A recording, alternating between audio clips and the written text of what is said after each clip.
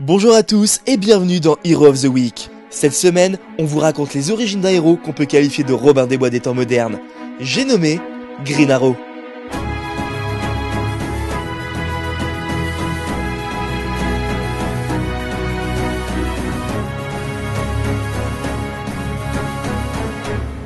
I have to be someone else. I have to be something else. Green Arrow, créé par Mort Basinger et George Papp pour DC, apparu pour la première fois dans le numéro 73 de Morphin Comics en novembre 1941. Créé comme une copie de Batman, Green Arrow possède la même carrure, le même statut social de milliardaire playboy le jour et combat le crime la nuit aux côtés d'un acolyte du nom de Speedy qui l'a recueilli.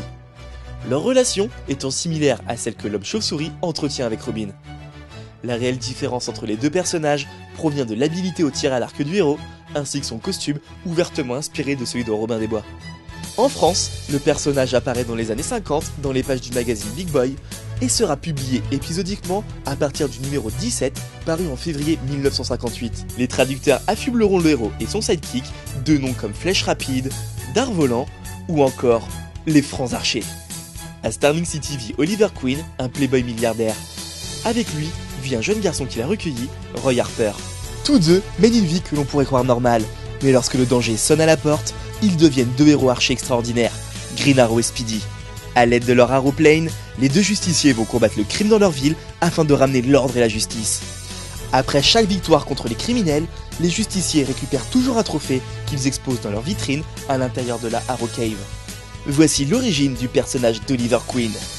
Très vite, les auteurs vont commencer à lui ajouter des origines par le biais de flashbacks, comme son passage sur l'île de Starfish Island où il développa ses aptitudes à l'arc pour survivre. Mais c'est sous l'impulsion de Denny O'Neil et Neil Adams dans les années 60 que Green Arrow est entièrement repensé, notamment en modifiant son physique, lui ajoutant un bouc, mais aussi psychologiquement, en le dépossédant de sa fortune et en l'intéressant à des causes humanistes.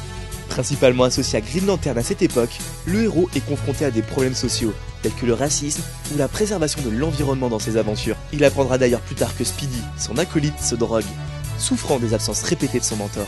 C'est ainsi que Green Arrow passa de justicier de second ordre à héros de premier plan, et qu'il continuera à combattre le crime sous toutes ses formes. Hero of the Week, c'est terminé pour aujourd'hui.